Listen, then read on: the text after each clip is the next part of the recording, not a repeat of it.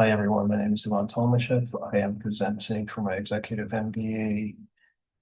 This is my driver's license for my executive MBA leading organizations project, a response to a question, why did Away Travels stated corporate philosophy and actual organizational culture mm, was misaligned, were misaligned, and whether HR policies introduced by Jan Rubio following the expose at the end of 2019 had a chance of realigning the philosophy and the culture. And so question number one is the one I'm answering, but I also am going to be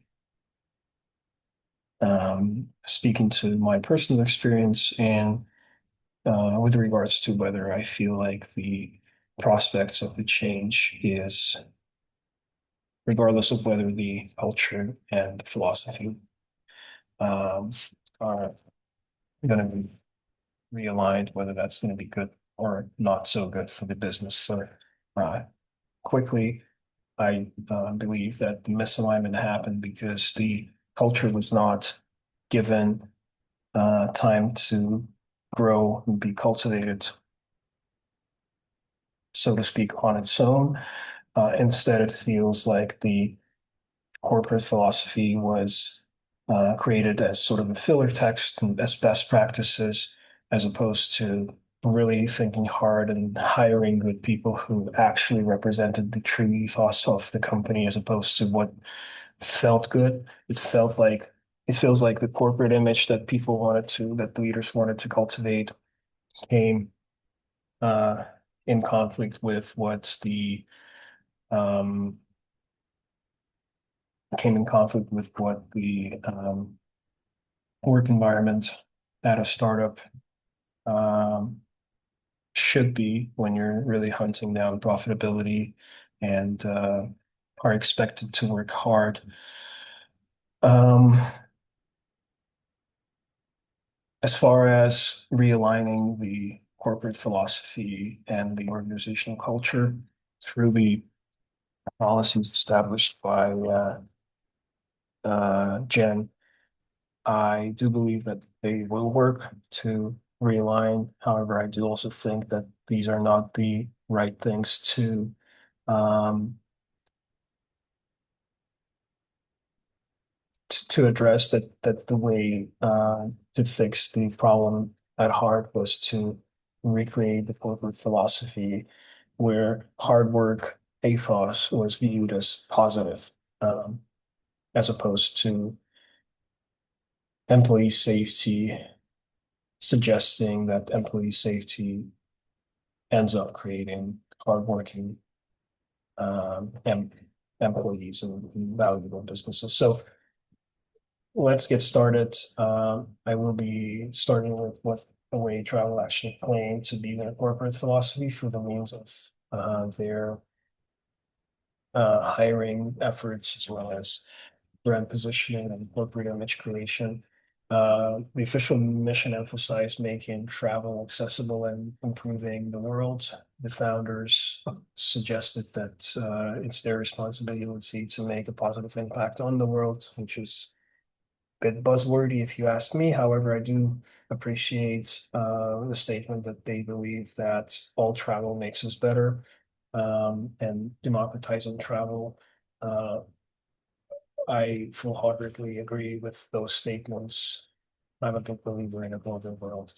So the brand image of diversity and belonging cultivated um, promised a travel lifestyle was for everyone, two female founders, one a woman of color, a globally minded business, empowerment, community responsibility for the world. All of these are great. However, it seems like these were brought from companies that founders have worked at prior to them actually starting their own business. And these values, although great, um,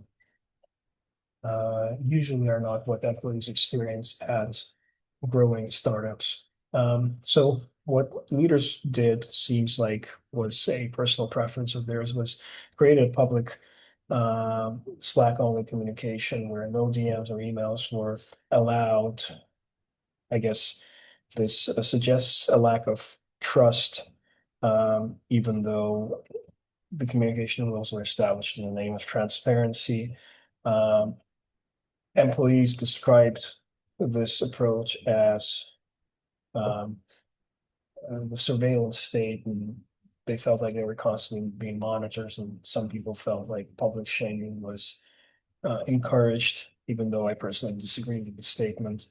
Um, on top of that, culture of overwork, long hours, discovery terms of PTOs, making sure that all your work is done before you take a PTO, um, working past midnight, and also demands for taking pictures of you working from home whenever you are working from home suggests to me that there was again a lack of trust that leaders felt like the culture they claimed to have at the company perhaps was being taken advantage of, where employees didn't really do their best at working long and hard.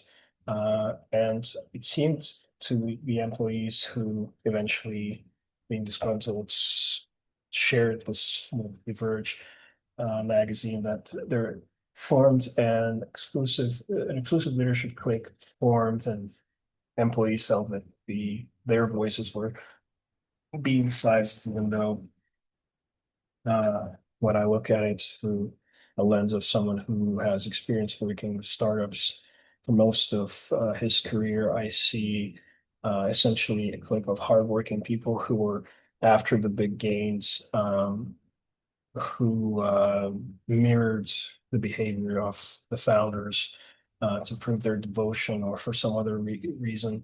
Um, so all in all, this misalignment of values and of the actual ethos created a culture of burnout.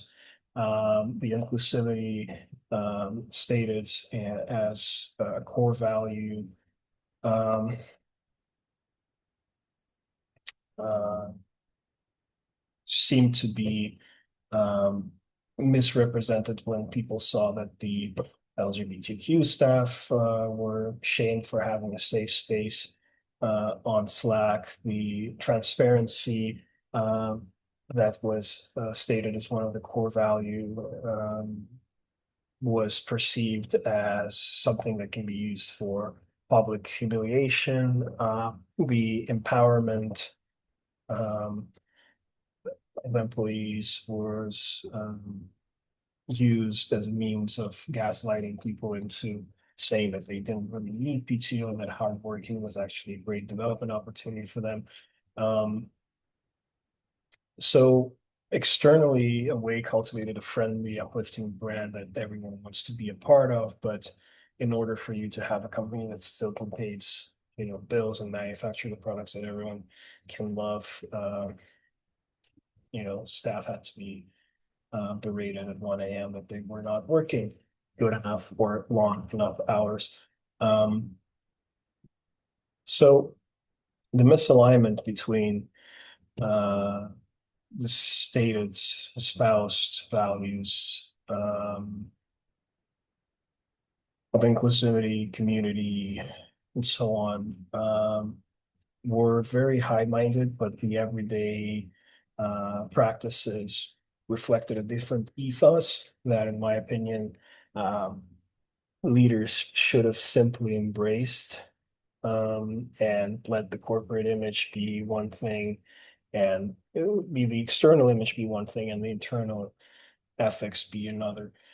I don't personally see this as toxic leadership where the spouse values do not match the underlying assumptions. I see this more as a inexperience. Um,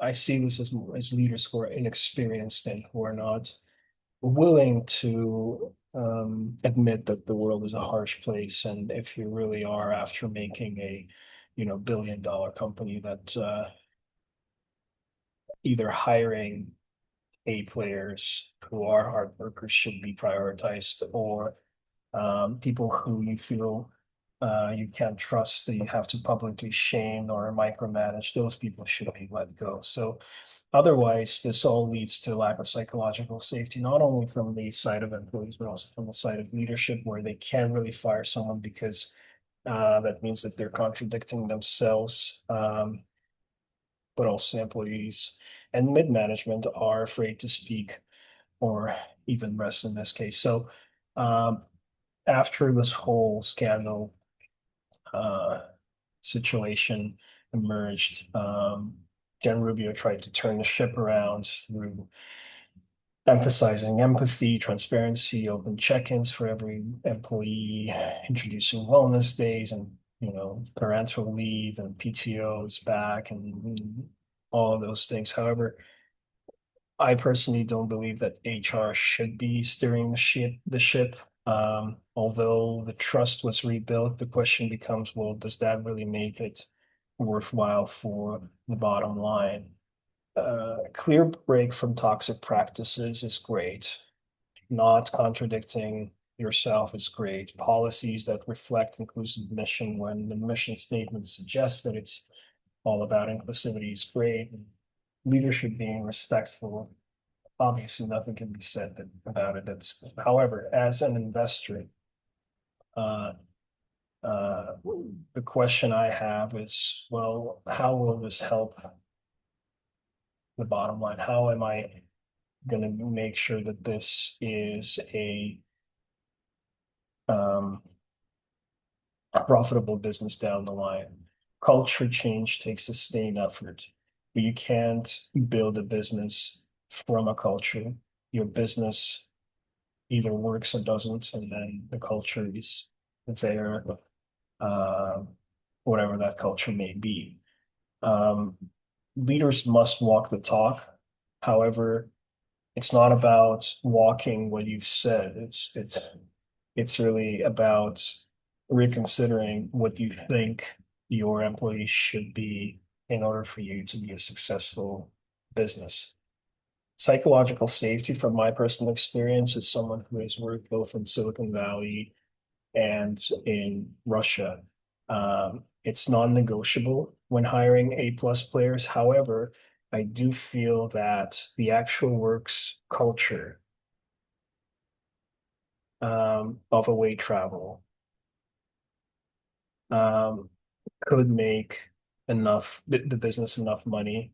However, the stated mission uh, could be seen as someone who invests in businesses as a trap that the hiring managers are propagating, essentially lying to themselves and to people they hire about what is to be expected. That lie, that misalignment seemed to have been at the core of the issue that away travel lived through. And in conclusion, again, to answer the question, I do believe that the realignment will work.